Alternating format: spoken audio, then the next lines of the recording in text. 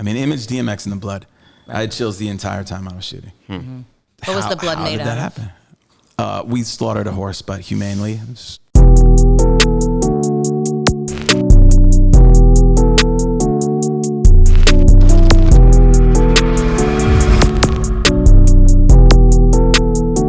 What's going on, everyone? You're watching Inside Track. I'm your host, music executive Courtney Lowry. This is my illustrious co-host, Vanessa Satin, Double XL, editor-in-chief, boss extraordinaire.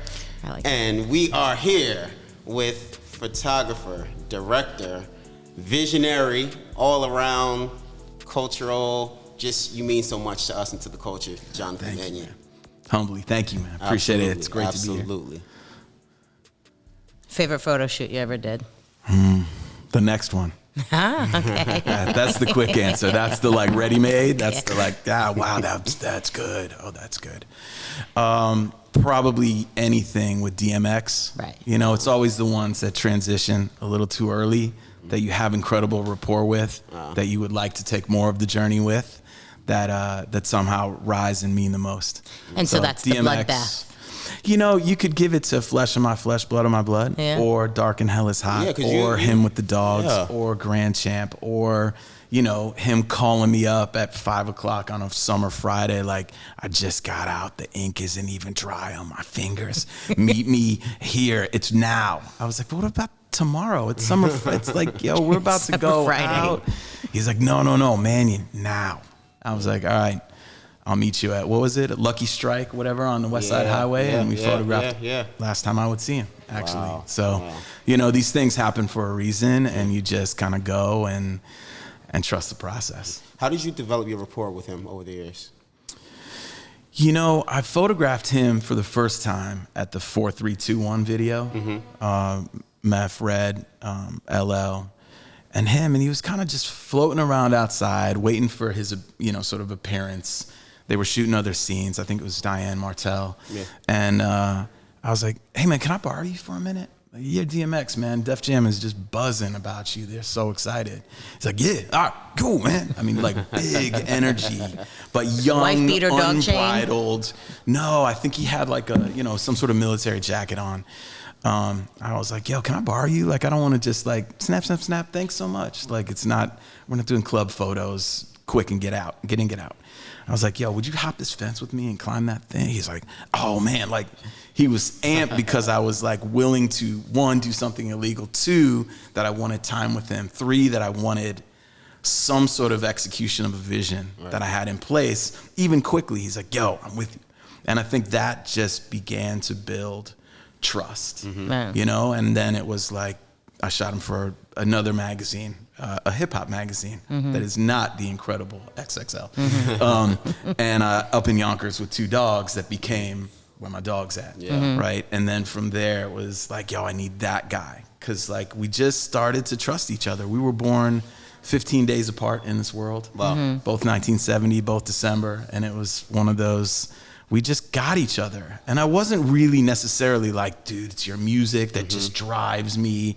Like I was more a Big Daddy Kane, kind of Hove, clever. How did you possibly say it like that? Rather than barking. The voice of the people, the voice of the streets. Right. You know what I mean? That was, I still liked it. I respected it. But, you know, I think from there we realized that we as humans were in sync. Yeah. That built the tide, that built the trust, that continued the journey. Yeah. But that's something interesting about this industry is you never know, I guess in other industries too, but this is what I know, you never know who you're going to click with, right? Oh, yeah. You never know who creatively, who's going to come on set, or you're going to wind up working with, just planning a project out or something that you're going to make that relationship with that'll last because we're all in the same industry for so long. Sure. Yeah. Yeah, for sure. It is. I mean, it's probably one of the things that I'm most grateful for is the relationships that I've had with people that understood that I wanted something for them more than I needed anything for myself. You know, and I think syncing with the artist directly was always the goal. It's always you. What do you want? What do you want to be, this moment to be like remembered for? Like, can I listen to the whole album? Yeah. Can I take notes while I listen to the whole album in order to give something that was this parallel universe of visuals from what was being said in the tune, you know? So that was the most ideal way to work, is to listen to the tunes. But it was always for the artist, you know, and demanded a phone call in as many cases as possible. Yeah. To say, what's in your head? What do you want? How do we get there? Did you ever think about it like this? Here's some references, right? Because then it was like, oh, he's in sync and he cares. This isn't like, I'm gonna show up. Okay, what are we doing? Hey, nice to see you. Bang out some photos. Oh, that was fun. Take care. Cut the check. Right. You know, like I was invested more than this. I chose to be part of this. Absolutely. So in the 80s, I chose to be part of this. Worked with you for a million years, but I don't really know the background. So give us the shortened version of how you got into shooting photographers. Shooting rappers. Both my parents are artists. I grew up in Ohio. And I think being around sort of visuals early on, it made me understand that this was sort of like my flow, like a vibe of creativity that just was endless, an endless source of creation. I took photography 1 year in school. I went to Kenyon. And after realizing sort of the magic of the pure art form of photography, being in the dark room, putting a white piece of paper in, and then this image arises, like, you know, arises out of nowhere. It's like, oh my God, do it again, that's magic. So it's photography that pulled me in. I like the selection process. All the time that I was at Kenyon, I was doing college radio, right? So like we got all of the records. We got Common, we got Paris, we got, you know, everything, De La Soul and Tribe, and even before that, you know, Kane, NWA, Ice-T, right? But it was really in high school, like being in the clubs in high school in Cleveland, a club called The Lift, a club called Splash that, you know, sort of brought the reggae sort of side of what I love to life. And this was late 80s. This was, you know, Buju, like Mr. Mention Buju way back when. And then really, I mean, really it comes down to two people, or is probably the reason that I'm sitting here at this table. It's Big Daddy Kane and the DOC. Okay. I was like, what's that? You know, because before that it was also a genre of music that I love, which is sort of alternative, I guess you call it, but Depeche Mode and The Cure and New Order and House Martins and Communards and all that kind of stuff was like, that was such a vibe until this until this sort of like arrived in my world. And it was, you know, Kool Moe Dee and Slick Rick and everybody that I still love that are my friends now. Yeah. Like I got an email from, you know, from Mandy right now. Wow. Like, hey, we got those images finalized. Here's what Rick likes. Meanwhile, cut to 1988, 89, Adventures of Slick Rick, you know, and I'm in my mom's Honda Accord with 10-inch tubes in the trunk and a amp mounted to the underside of the back panel, and like, talk about a full being circle a maniac, moment. You know, and it's like, you know, it's like, again, you choose to be part of something that you're passionate about, and I was, and I remain that, you know, and I think it's now choosing the right people that also have that equal passion. Gotcha, you know, it doesn't have to be in the same form, but you can see the people that really want it. It's good enough is not good enough. Here's what where I want to go, and let's see if we can get there. So I moved to New York, 93, worked for Richard Avedon. That's sort of like the learning from... That's the part I didn't know, right? It was how you got from here to there, So I moved to New York. I was given a job as an apprentice for Richard Avedon, legendary photographer. Most famously, probably the Marilyn Monroe sort of sad shot of her kind of looking down, a little melancholy. But revolutionized fashion photography. And I was the smallest fish in the biggest pond. We did Versace campaigns. We did Pirelli calendars, you know, with nude Naomi Campbell, Christy Turlington, Nadja Auerman. Wow. Like, you know, I was like a 22-year-old kid. Like, oh my God, this is a I can't believe I'm job, everybody. Yeah. This is crazy. And then my love was hip hop. I didn't care about fashion. I don't care about the clothes in the way that at that time people cared about the clothes. I cared about how the clothes made somebody feel, but it was always the person. But that would have sent you down a whole different route. The fashion photography, you would have been in a whole... I'd have been a different, I'd have been a different guy, I think. Yeah, you know, maybe the same human, because I don't alter who I am per room. You know, it's like, this is the version that I come in. But I was so excited to be able to give the highest level of photography, the art form, and storytelling to people who had, in my opinion, the richest stories that I'd come across at that time, whether, you know, on wax and what they were saying about their own journeys. Like, how do you make that a visual? There's a parallel universe that was being untapped. You know, artists at that time, and not everybody, you know, I mean, Jeanette Bachman, badass, Danny Clinch, incredible. Like, you know, there's so many names to, you know, that you could big up in this moment. Michael Houseband, so many within even just the music space. But there were a lot of people that were just dumbing it down. Like, oh, they're wearing a pink fur. Let's put them on a pink background. Oh, that's cool. That's good enough. Oh, wow, that's really clever. Like, no. What means the most to you? Let's go there. Yeah. It's your grandmother's house in Brooklyn? Good, let's get in the car. Let's go there. Because I want the photos to mean something to the person, right? That's what endears me to them, because I care enough to bring them a photo when the career is done, when it's all over and you're 80 years old, you can look back like, damn, I was cool. I was so cool in 1998. Oh man, my grandmother, I loved her so much. And I have a picture in Atlanta in the front yard of my grandma trying to pull up the back of my pants when I'm running and I'm laughing and my kids are there, and I just gave my kids a haircut. And that is Ghetto Extraordinary for Killer Mike. And I've just described a photo that is like an unparalleled, I have chills, man, just because it's like, these are real experience. My parents were at that shoot because I flew them down to Atlanta, like, just come to Atlanta, stay at the Ritz, and yo, just kick it, have some brunch, I don't know, come to the shoot, come meet Mike, he's great. Love that dude. Do you remember your first shoot? Of course, there's shoot, many first versions of first shoots. Your first artist. My first artist, well, when I moved to New York, there was a signing at HMV, and it was Lords of the Underground, and I waited in line with my Rolleiflex to take a picture of each of them. And it was probably like within a couple of weeks of me moving to New York. So maybe that. I snuck into a party at the South Street Seaport because they threw barricades through the windows of Russell Simmons' Christmas party or something. And I had great shots of like Method Man and Snoop on like the crazy Olympus stylus throwaway camera that I happened to have in my pocket after sneaking through the kitchen, up and through the back. Like, New York was grimy back then. Right. We were doing what we had to be part of this. Yeah. I mean, that's something you hit, is that it was a whole grimy, different place. You weren't dealing with digital photography where you saw it instantly. It's what you captured on your camera, what you saw later, what you were lucky enough to get in the situation that you climbed into.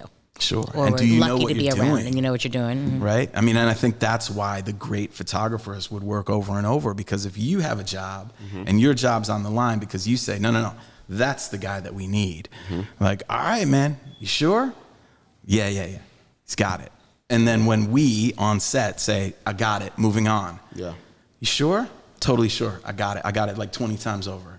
Courtney, let's move on. All right, he's got it. And and that was sort of the weight that photographers had to put on their own shoulders. Yeah.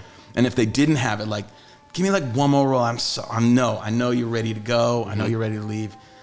Give me like 5 more seconds. You know what I mean? The point is you're trying to make someone look good, right? Like, that's always the fight, is you're trying to make someone else look as good as possible, not trying to just take more of their time. And sometimes there's that annoyance of another photo, another so-and-so. But ultimately, you're trying to make them look as good as possible, right? It's all for you. I mean, we did with that with interviews at the same time. It's like, ultimately, this is going to make you look better than us, hopefully, That's the hope. That's the goal. And that's being, of service over what you need for yourself. Yeah. Like, the portfolio is stacked. Like, we're not showing portfolios really anymore. Like, oh, here's what I've been up to. Like, cool. If I'm excited about, like, yo, I shot Pele and Lenny Kravitz and I'm shooting Sam Smith tomorrow. Like, yo, that's exciting to talk about. That's so cool. It's just like legit what just happened to me and is happening tomorrow. But it's only because it kind of breaks the norm of, oh yeah, shotgun in LA. What a great dude. Like, the moments, like, they continue, but then there's standout moments that kind of like, okay, I still got it. I still have that fire, and I still feel like I can do it. So what are your as good as anybody? What are your most standout? No number, as many as you want. Standout hip hop photo shoots, whether it be for album packaging, for print, for publishing, for whatever, doesn't matter. Competitor for you. I can't believe I was part of taking this, or when I look at it, I'm glad it was me who shot it. I guess for me, it's about a collection of photos, like 30 years of, I don't want to say defining, because it's single-handedly, no one person can define it all. But I think being part of the album packages of artists was always the reward for me, because it was forever synced with the music. Right? It's like, close your eyes, think about what you picture, right? Think about flesh of my flesh. Think about Reasonable Doubt. Think about Godson. Think about Aaliyah's I Care For You. Think about, right? There's a visual that pops. Those are my photos. And that's your visual, each one right? mentioned. And that was the most exciting, that you could sync up with the feeling that the music gave you by giving it the icon of the visual. And the visual can also take you to the music, right? And so like this parallel universe of visual and audio that kind of just work together, you know? And they don't have to. You can like a piece of music without ever seeing the person or a visual and just like it. But it's cool in our world where we do hold celebrity in such high regard, and these incredibly talented artists pouring their soul into the work, hopefully, you know. Some are check chasing, let's be real, you know what I mean? And maybe are lackluster as artists as a whole. There's plenty, and that's cool. And like, that's the hustle. They figured it out. They're probably killing it. Yeah.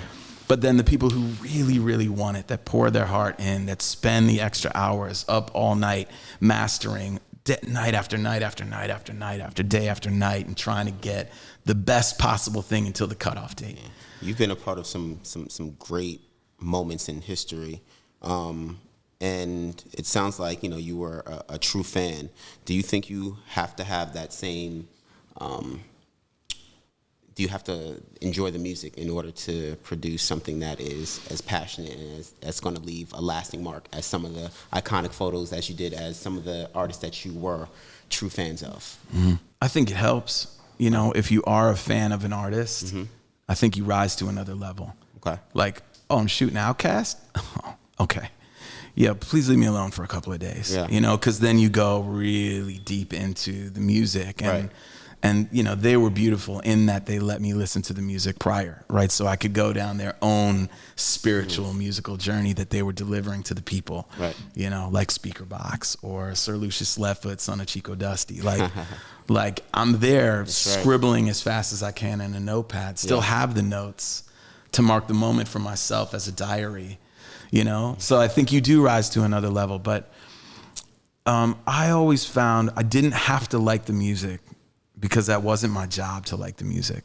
I had to make them look incredible so that they felt the best that they could feel as a human being. Like, what is the message that you're trying to tell the people visually? Let's take you there. Right. I've done a lot of album covers that the music was hot garbage. Okay. But they look amazing. They might even look better. Like, it's so disappointing to shoot an artist who's like, to photograph an artist that you take them to this place that is like the highest peaking level of like handsome, introspective, you know, and the music is like lackluster. It's like, oh man, tough day at the office, but he looks great. I did my job. I find that I couldn't do it for music videos though. If I didn't like a tune, I just said no. So what's the process between shooting as a photographer and directing as a music video director? Process is much quicker as a photographer. Okay. Right? I think you get in, it is a more intense burst of time. Okay. In that, you know, production happens typically very quickly. Yeah. The ideas happen, you discuss it, you agree on it. You're usually brought in because you're the guy that they want.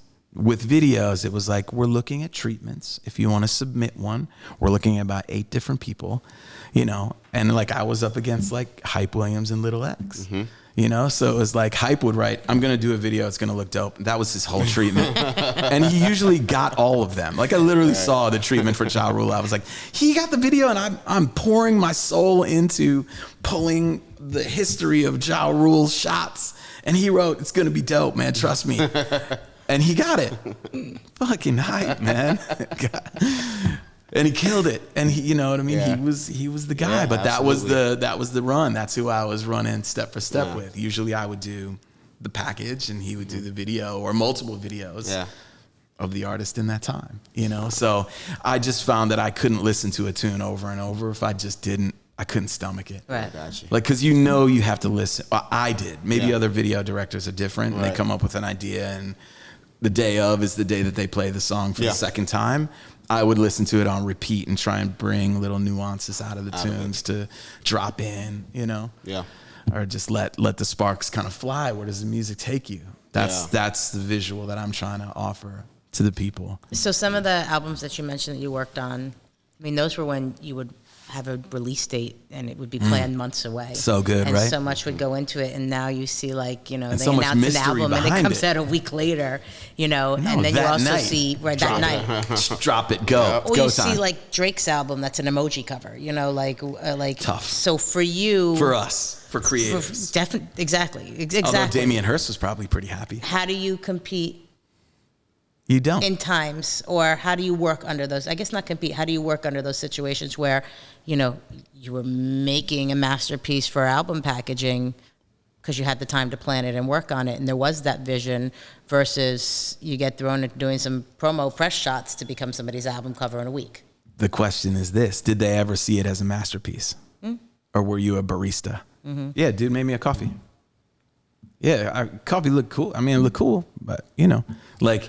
Do they understand how much the meaningful photographers in this industry pour into their work? Right. It is equal to the greats pouring into their own work, right? And great coffee analogy. I'm pleased with that. So I'm gonna let you finish, but it's that's the question.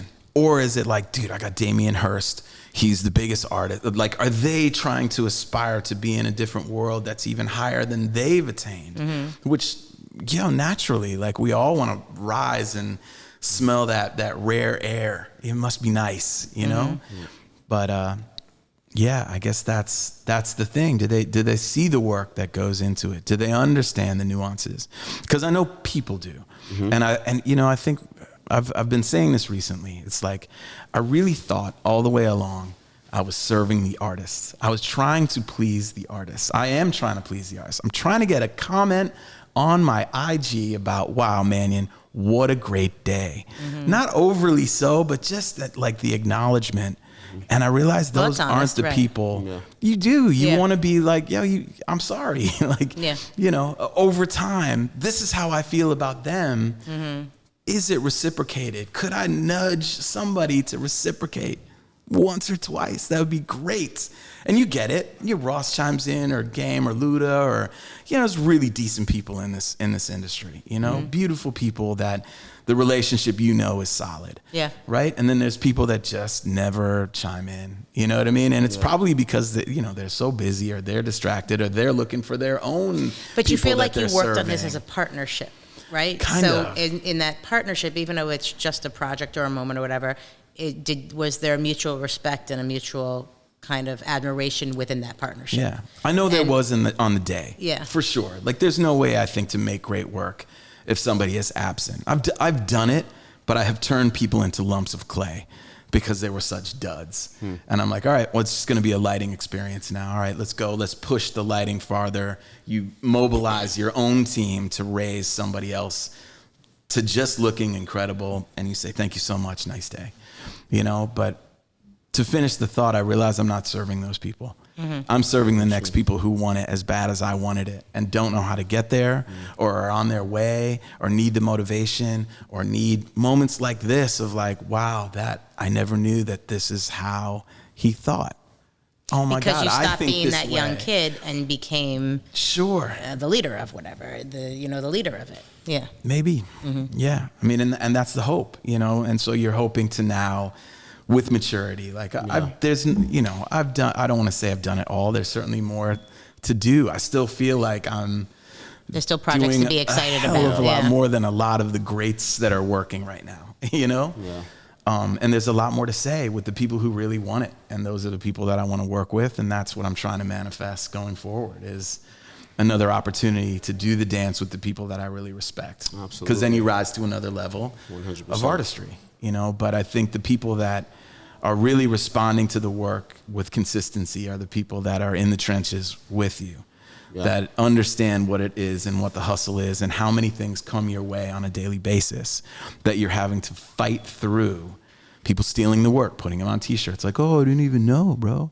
Whether you knew or not, like you did it. And like now I have to cease and desist. Now I have to call my lawyer, and now I'm paying money to make you stop stealing my stuff that you've already made money on. And like, what a hassle to become this like human resource department of people to make sure your team and everybody's okay.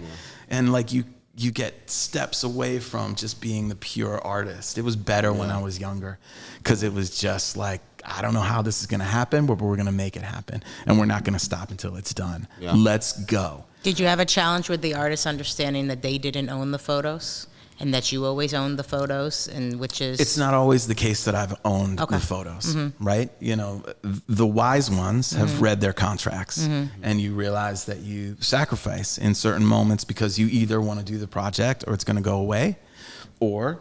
You fight for rights that are balanced, like, great. Yeah, you can have it for all of these things exclusively forever. But if it goes to merch, give me a call. I just want a piece of it. I don't want all of it, but like, if we're generating from this that's supposed to be for that, and in 20 years you decide, you know what, I'm going to do a merch line. Like, I should just have a little piece of that. The ideal would be 50-50. It never really happens that way because there's too many hands in the pot. Whether it's, a Live Nation or a Bravado or a Thread Shop or whatever, they need their cut. Yeah. And their ass is on the line. If it doesn't sell, they're the one ponying up the money. And so here's a percentage for you. Usually the photographer gets the minuscule little mini percentage. But you still do it because you don't want to stop the show. For the people who want it for themselves, and you don't want them to not be amplified in a way that people are viewing the work these days, and that's on body. There's a million Aaliyah shirts walking around out there, and we had a license for a couple of years that didn't really like push all the way in, but we're doing a huge giveaway of like some dead stock that we have like today. Like, you know what? Let's just give it to the people, right? And so like, I don't have that machine in place, but I do know that once a week I'm fighting somebody for saying like, wow, I really like that Lauryn Hill image. I'm going to steal that and put it on a t-shirt and I'm going to make all the money. And they probably did. And it means that I don't get to deliver it into the marketplace first, and I don't get to claim it. They're not saying, oh, by the way, we stole this Jonathan Mannion photo of Lauryn Hill on the cover of Honey that is like omnipresent and widely known and seared into your brain. I'm seeing $0.0 of any of that. Lauryn is seeing $0.0. That's the arrogance of it. And what people are just like, well, what? If it's me or you, I'm one it for myself. I'm just going to do it. What are they going to do? Tell me to take it down? I'll take it down. I've already made my money then. And like, I know this is the second time we touched on it, but it happens every week. And it becomes exhausting to not just be in a creative zone where you can call Miss Hill, excuse me, Lauren, sorry.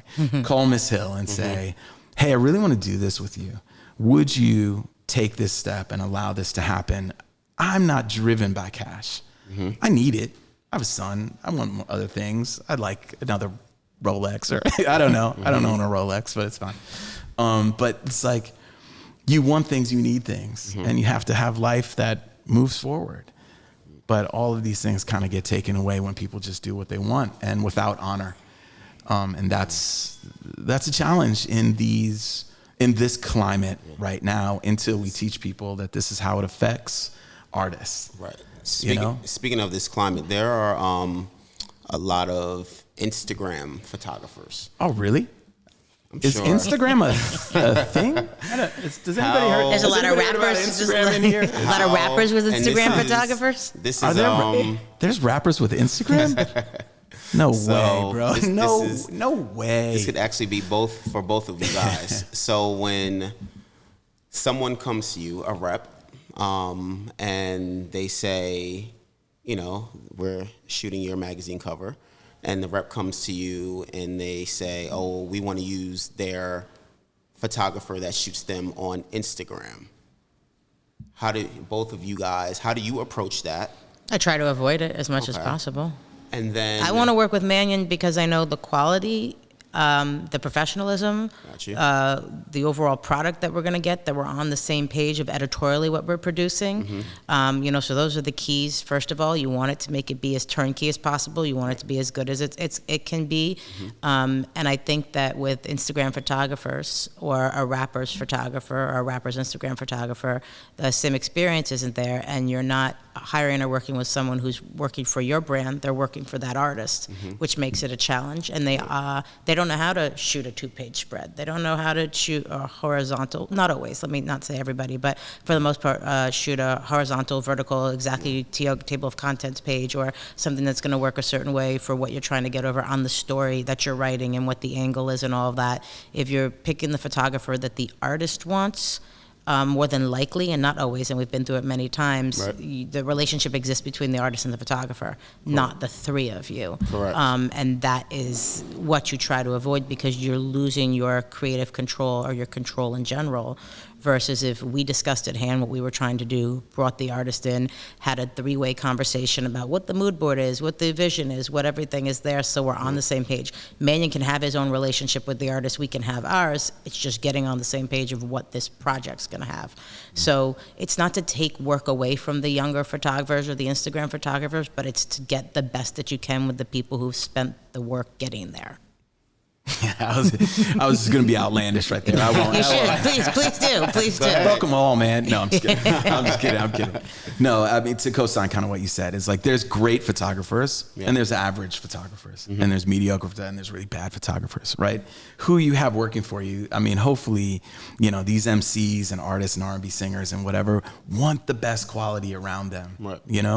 And so they've chosen wisely. So it might not be a bad thing to have an IG photographer or someone who shoots them on a regular basis do it. But I think there's a level of excitement that a photographer who's not on the inside doing the day-to-day, oh my God, shoot the Bel Air Lux bottle again. Oh my God. All right, cool. Okay, cool. You know what I mean? And they're rising to their own occasion on a daily basis based on the minutia that obviously keeps the machine moving and allows checks to come in 100%. From different sponsors. It has to be done. Correct. Right? But it's like, yo, I get a moment to do this with Khaled for the cover. Let's go. This is amazing. Wait, in the Bahamas? At the 4-seat, oh my God, you ramp up your excitement and your desire to go to another level that, for me, surpasses potentially the day-to-day grind of coverage. Gotcha. So for me, it's all, look, I'm in competition certainly with myself to do the best work, but I think any great photographer is wanting to rise to another level, to get a picture that somebody else doesn't have. Agreed. You got Khaled in a throne with a lion with some flowers?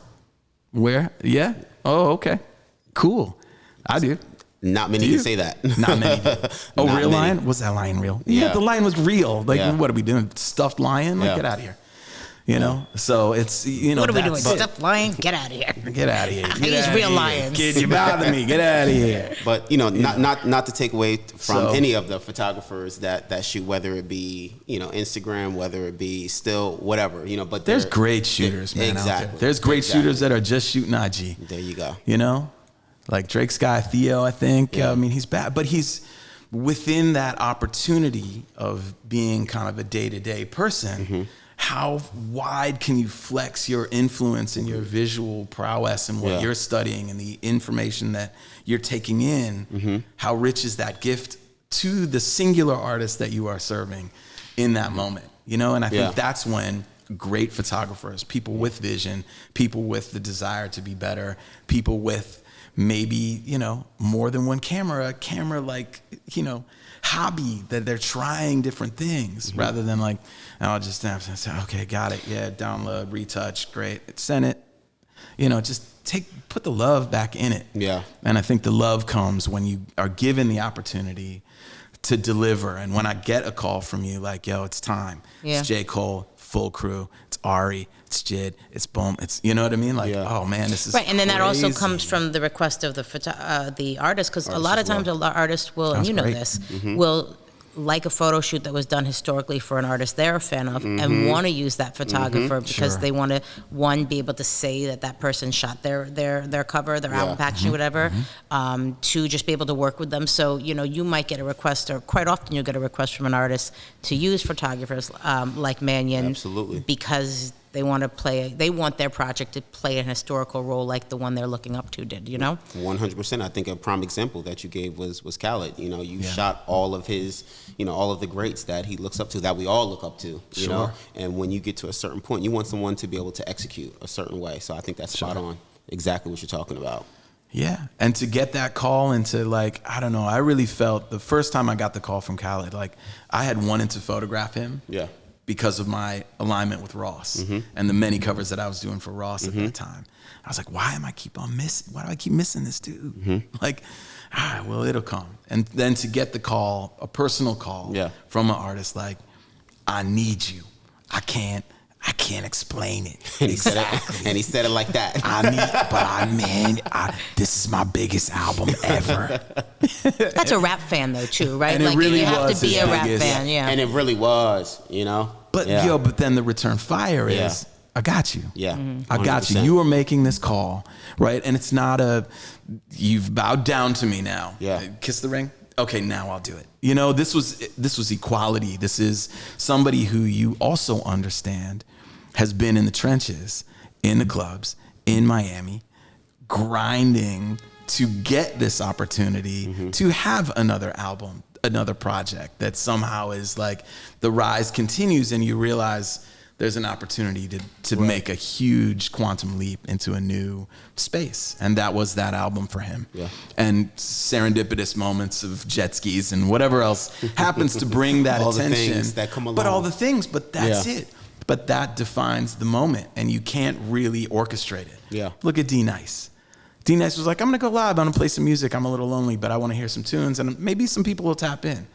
Like I for the first time, I didn't even know how like join the IG chat worked. I was like, accept something? What? And then I'm like, oh my God, D Nice, I love you. Like, this is amazing. Like day one, I was there. And then you see it build. Over time and more people and then it's a community and then a club and then you're talking a sidebar and like there's no way for him to have planned that. Like, you know what, here's where I'm gonna be in 5 years based on that. There's no way. Things happen and you get the opportunity and certain projects bring you to next opportunities and you got to take the run. You got to be ready to take the run and take your chance and do it. Speaking of opportunities, I like this question, it's my favorite. What's your starstruck moment where you couldn't believe you got to be there for that? You couldn't believe you were around for it? Not just that you shot it, and that could be part of it, but that you were in the same room for it, or more than one, you know? There are a couple, right? So throughout my entire life, I played soccer and tennis. You know, Andre Agassi was a person that I modeled my entire game after, you know, a little gritty, a little rugged, a little flashy, a little, you know, maybe I had a mullet. I can't even remember. You know, I might bring that mullet back. I don't know. It seems to be trending these days on the tickety-tock that the kids are watching. But I was photographing Agassi at his house, at his dad's house in Vegas. And you know, I'm speaking to my producer like, I'm going to do this and then that. And we'll move to that shot and this. And I got a ladder and she kind of like nodded. Like, I was like, don't tell me that Andre Agassi is standing right behind me. The guy that I modeled my whole game after. And like, he's standing behind me. I'm going to like totally like, it's Andre Agassi. He's standing right behind me. Like, why didn't, like, so I was like, you know, I had my moment. I had my little like fan kind of moment. Right. I was like, man, it's so nice to just be in your presence. Let's kill it today. I'm gonna get professional now. Rakim, another one. When I first photographed Rakim, I was like, this may never happen again, right? I didn't know the trajectory even of my own career, that I'd be sitting here 30 years later. This was 1998. I moved to New York in 93. And like, you know, it was like rap pages. I can say that because they've never been in competition with. Okay. Well, you know, I'm looking at these big micro. This thing is staring at me. I mean, healthy competition is good. Reminder, you know.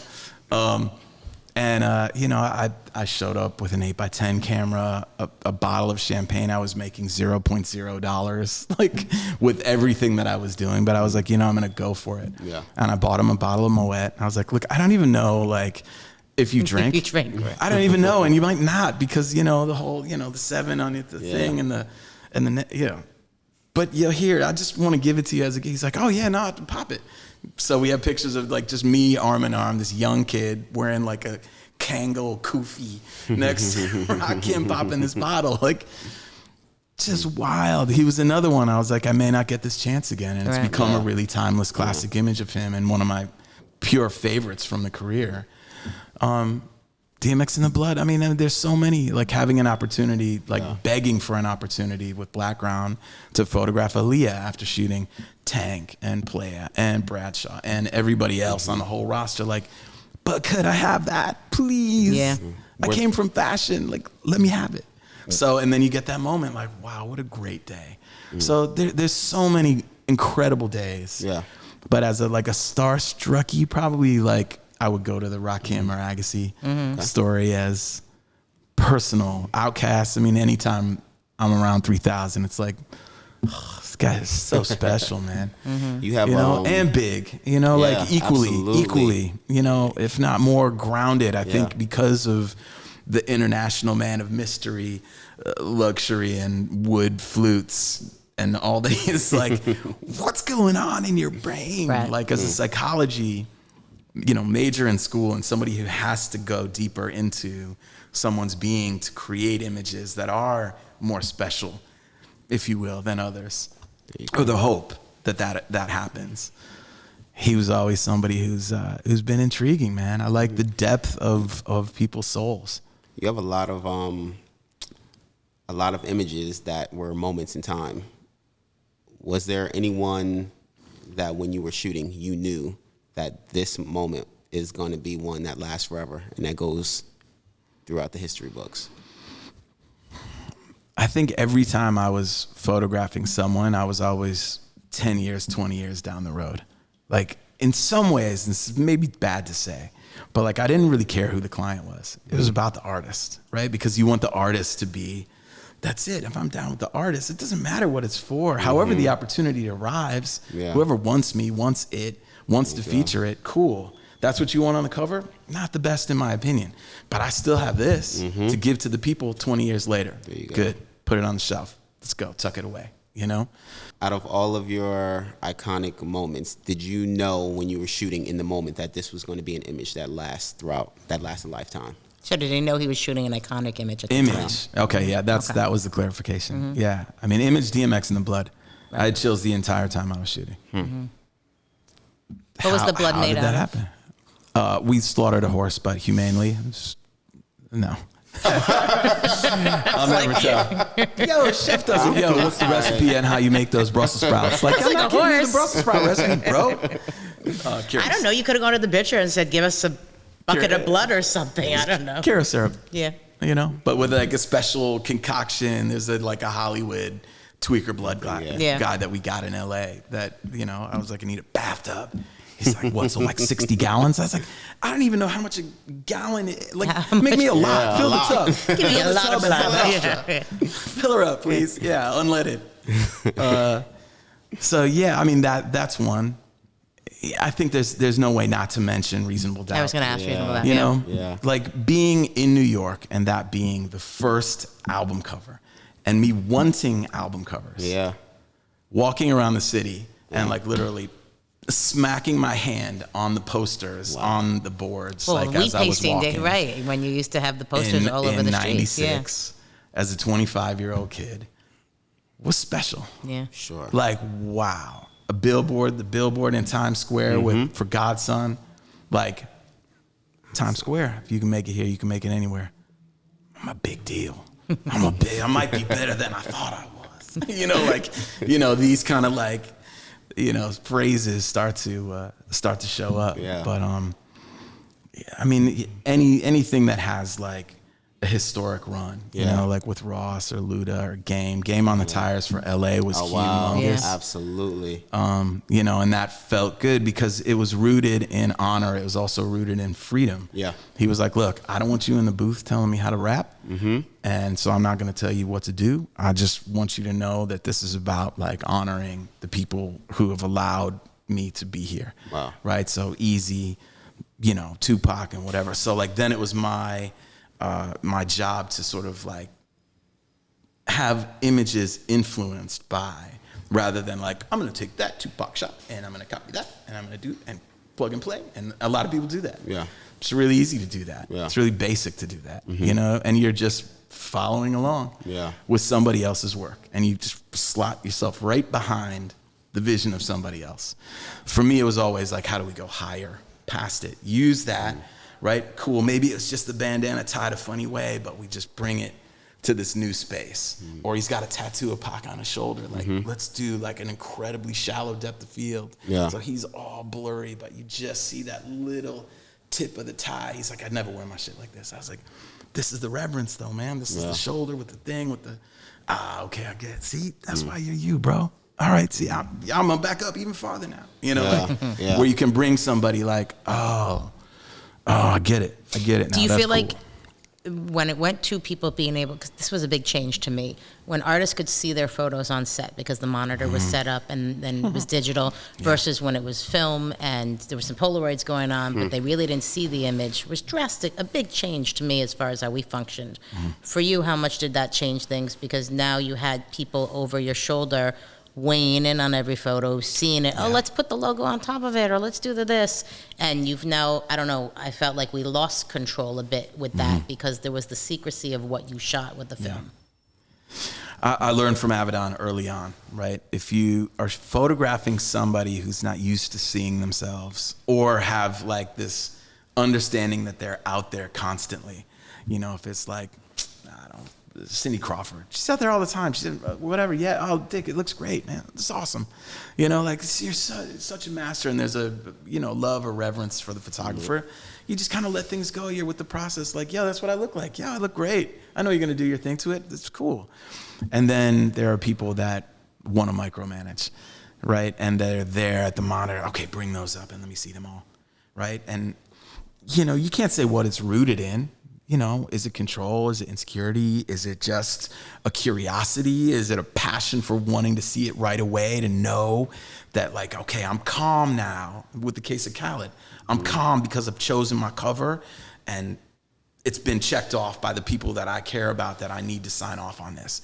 I'm good, right? Whatever else you want to do, I'm good. Because like that was, it settles it when there is a visual that now accompanies months of dedicated work, right? It makes it real, like it's real now. I've heard many artists say, right? But yeah, it can be difficult when people without a taste level, potentially as sophisticated as another person's taste level, just chimes in like, yo, those pants look crazy. Like, why are we looking at the friggin' pants? Nobody cares about the pants. Bro, you know, like, so, you know, it's like, what are they looking at? And it's, look, I take all of those things in stride. I listen to, everybody has a voice on my set, right? And everybody is going to feel included if they want to be included. Like, are you okay? Like, you know, as many times, like, hey, I know I'm doing this thing and I'm in it and I'm in my flow and I'm doing my thing. Like, you okay? Do we need something? Do you need something I'm not doing? Am I not thinking about it right? Do we like these? Have you seen them? Right? That's the important part of service, is the person who is cutting the check, who has chosen to hire you to execute the plan. Are they okay?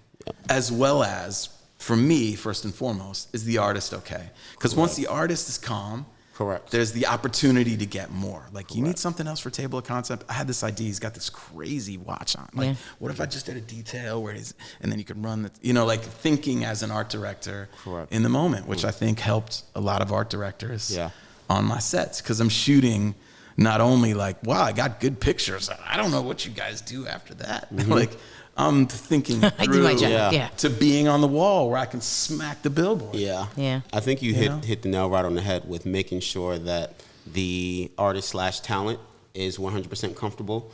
Because I think that they're thinking about the minute this goes out, what are the comments are going to say online, you know, so they approach. That's the new Right, that's the new version, yeah. You know, so they approach it very apprehensively. Yeah. You know, so talk about the importance of making sure that they're And I comfortable. guarantee the trolls are going to be out. 100%. Trolls got time. They definitely do. They're not doing anything. Trolls, how you doing? Feel free to hate on my shit. I'm trying my best. That's all I got. They're going to hate. It's cool. They're hating on something in this What interview does that right white now. guy know about hip hop ever? Like, oh god, I know. Yeah, I hardly know anything. You know, but it's like you realize, like, you know, everybody's got an opinion. Yeah. And look, find your people. And they're entitled to it. And they are. But don't get derailed. Correct. If 98.6 people love it. Yeah. Oh, this is epic. This is amazing. Congratulations. I'm supporting it. I love the music. It means so much. Your lyrics is something throughout time. And one asshole jumps in like, it's just trash. You're whack. Go Trump. You know, like, you're like, oh, why do you have to add that, bro? Like, it's not political. This is Kalani. She's dope. What are you talking about? People just have time, and people want to be heard. God bless. I mean, you know, it's like, it's hard not to go into like a mental health conversation about the state of this universe right now. Thank God I'm 53 and like about to be 54, and I'm paying attention to really real, tangible things that I love and am passionate about beyond even the work, even though I am truly passionate about the work, and I want to give it back now to the people so they can see what it should feel like or could feel like. Maybe it shouldn't feel like this anymore. Maybe we're just in a new space. Right. What it could feel like and what it did authentically feel like to me through my well-articulated sort of delivery of the moment, visual or audio. I want to give you what I felt and how strong you can feel it. Yeah. I love what I do. I love bringing people to maybe a version of themselves that they never met before. Right? Or like, that is who I wanted to be. I woke up, or when I look in the mirror, this is the guy that I see. You photograph the guy that I see when I look in the mirror. Other people don't do that. Yeah. Some photographers want to take you to their own little wonderland with flying lambs and halos and shit. Like, that might not be you. Right. Right? But this is sort of, you know, one of, I guess, the gifts of aiming to make timeless photos. They can be conceptual, but they should last rather than be gimmicky and of the moment, you know? So I don't know. I look at it all as a gift, you know, and I think the people who criticize it or critique it sharpen you. What are you made of? Can you take that criticism? Right. For any of the artists that are accepting this, maybe some of them are telling the truth. Like, but you know, some of them are just trash. They're just talking shit because they just want airtime, right? And then there's some like, oh man, I wish he would have just I wish there was one more verse on that song. Yeah. Maybe get back in and do that verse. You know what I mean? Yeah. Like, how can you be sharpened? People crumble under criticism. And I think that, thank God for being an art student and having to defend my work, right? And also to have thick skin. Working in this industry, you better have some thick skin because people are coming for you. Because they're either jealous of you because you're farther along than they are. They've met with resistance and they can't get past that, or they're never going to be as good and they know it. It's all right. It's not your problem. Yeah. Keep going. Just keep going. Last question for you is, what are you excited about? That's it. That's it? Yes. That's all we got? That's it. Yes. Oh, man. No one ever taps in. I'm on flips table. What are you excited about? Yeah. What are you excited about? I'm excited. Yeah. What you're shooting tomorrow, you know what I mean? What do you have on the... Sam Smith, I'm excited about it. He's a badass, you know? I'm excited about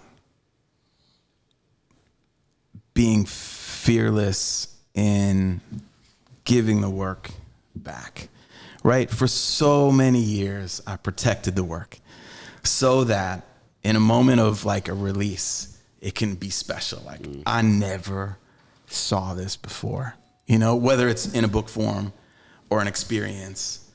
Like, what happens when I do an art gallery that is all of my DMX work only? and you get to see every picture that I ever took. Yeah. What?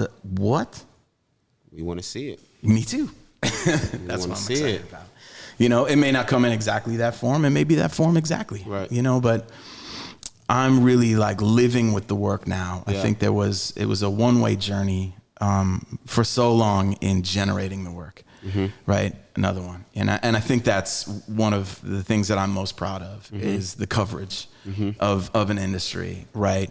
And nothing sort of like fell short, like, oh, I'll just snap a quick. Okay, I got that guy. It's not like collecting baseball cards or something. You know, it's like meaningful sessions over and over for publications or albums or whatever, or opportunities like a 25-year Def Jam cover where you get multiple artists in a day, Scarface and Redman and Method Man together, and Onyx and somebody like, wow, that was an odd day. It was totally an odd day. It's an odd day. You know? But a day nonetheless that you're fighting through, and you're shooting individuals, and how good is your retoucher to drop everybody in as if they were all there in one moment. Like, these are all things that... Or even better, if you were lucky enough to have them all there in one moment.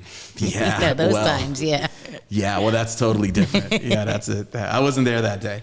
I wish I was. But, thank you so much for sitting and talking with us. We appreciate it and everything that you do. Thank you so much for having me.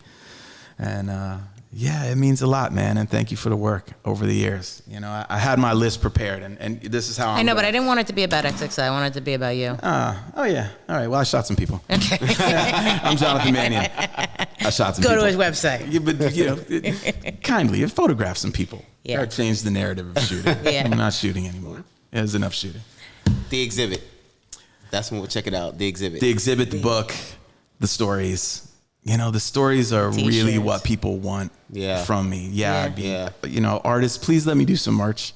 Please, any of you out there. Like, we got to give back. Easier said than done, yeah. Raekwon XXL cover with the tarantula. Yeah. I want that on a Yeller t-shirt so bad. If somebody can, like, let me do that. Can't you just make it for yourself? I can. Yeah, of course. Yeah. But he sell it outside the concert. But I want to give it to the people. He wants to give it back to the people. I want to give it back to the people. I hear you know? I hear you. All right, to the people, thank you for watching this episode of Inside Track.